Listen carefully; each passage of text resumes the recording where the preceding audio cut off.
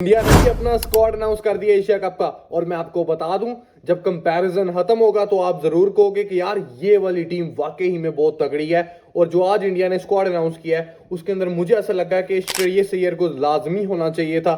इसके अलावा उन्होंने कुछ प्लेयर्स को बैक किया जिन्होंने टी20 वर्ल्ड कप 2024 के अंदर परफॉर्मेंस दी थी, तो वो लोग तो बनते ही बनते हैं, मेरिट पर उनका काम होता है, हमें भी पता है। अब पाकिस्तान और इंडिया के स्क्वाड पर मैं पहले नहीं बात करूंगा क्योंकि मैंने अभी इंडिया के स्क्वाड पर बात करनी है।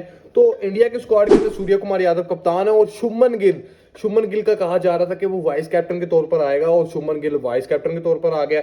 अभिषेक शर्मा है, तिलक वर्मा है, संजू सैमसन है, शिवम दुबे है, हार्दिक पांड्या है, अक्षर पटेल है, Jitesh Sharma as a backup wicket keeper के तौर पर हो सकता है। उसके बाद रिंकू सिंह है, कुलदीप यादव, हर्षित राणा, जसप्रीत बुमराह, अर्शदीप सिंह और वरुण चक्रवर्ती। ये 15 रुकनी स्क्वाड है। और आपको मैं ये भी बता दूं कि इन प्लेयर्स के मैं जो इनके की प्लेयर्स हैं और हमारे जो की प्लेयर्स हैं उनके साथ कंपैरिजन करूंगा कि आखिरी 5-5 टी20 के अंदर उन्होंने क्या क्या कारनामे अंजाम दिए हैं और बेस्ट प्लेइंग 11 बनाएंगे, मिलकर बनाएंगे, काफी मजा आएगा।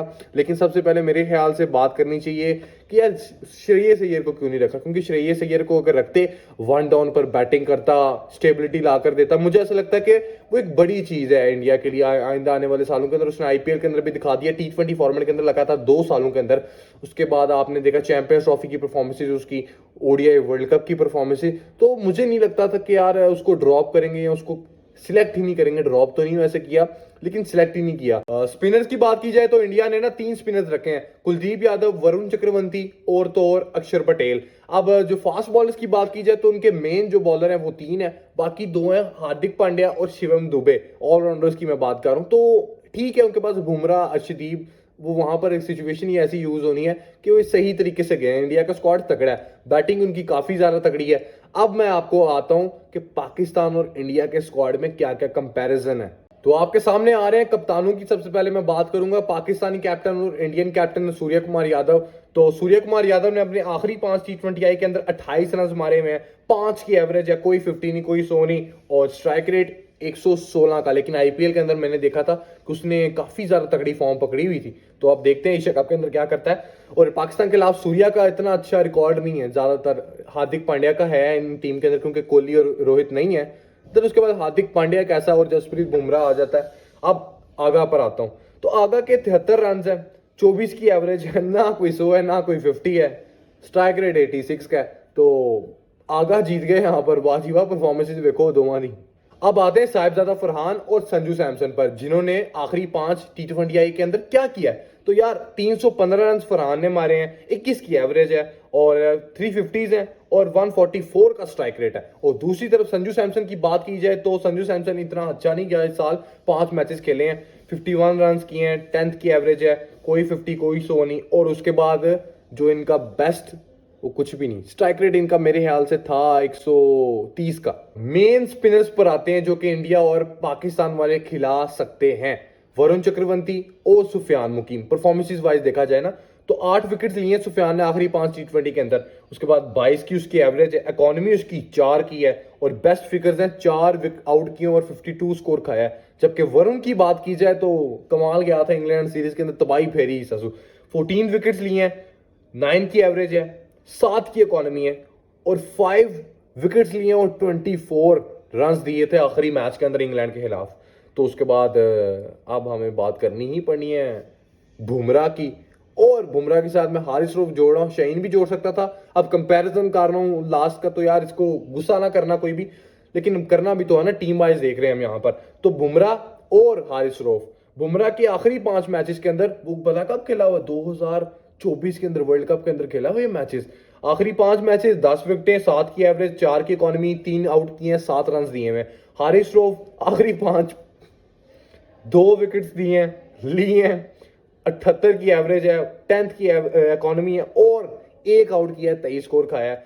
अब अर्शदीप पर आते हैं और शहीनशाह अफरीदी पर आते हैं, जिन्होंने अर्शदीप की मैं पहले बात करूंगा तो 10 विकेटें ली हैं, 14 की एवरेज है, 8 की इकोनॉमी है और 3 आउट किए हैं 20 रन देकर आखिरी 5 टी20 के अंदर। और शहीन की बात करूं तो 4 विकेटें ली हैं, साढ़े भी बॉलर कमाल है भाई, 43 की एवरेज है, 9 की इकोनॉमी है और 2 आउट किए हैं 36 रन देकर।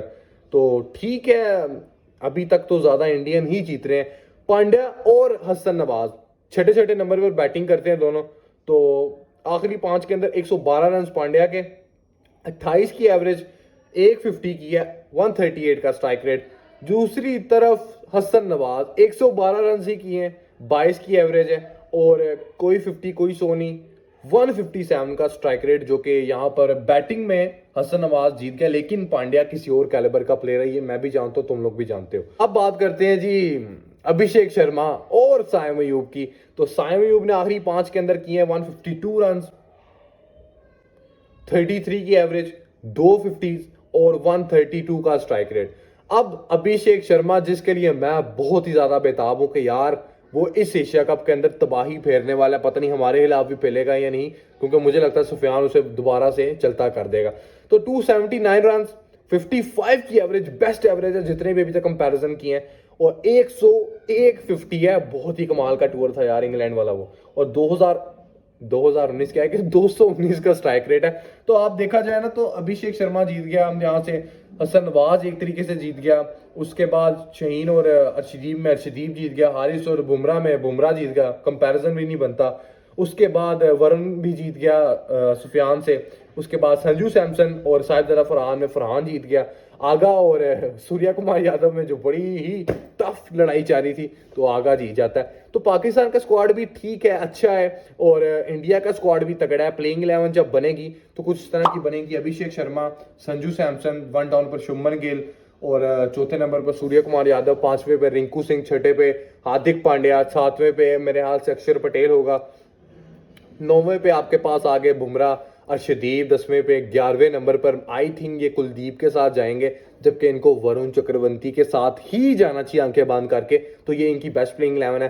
पाकिस्तान की बात करूं तो पाकिस्तान की साहिबजादा फरहान साइम ओपनर, 1 डाउन पर फखर जमान आ सकता है, क्योंकि बड़ा टूर्नामेंट तो फखर का बनता है 1 डाउन आना।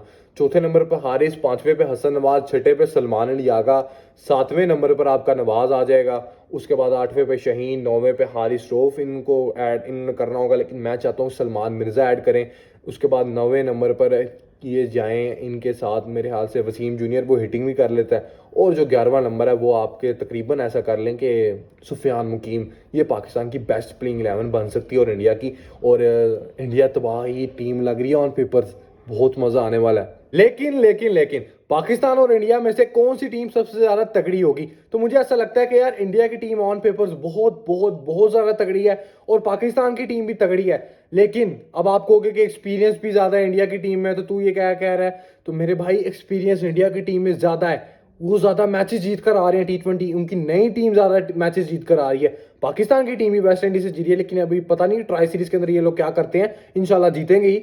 लेकिन मैं ये आपको बता रहा हूं कि जिस दिन मैच होगा दुबई के स्टेडियम में, प्रेशर दोनों टीम्स पर होगा। अभिषेक शर्मा पर भी उतना ही प्रेशर होगा जितना साइम अयूब पे होगा, उतना ही प्रेशर संजू सैमसन पर होगा जितना ही प्रेशर साहिबजादा फरहान पर होगा।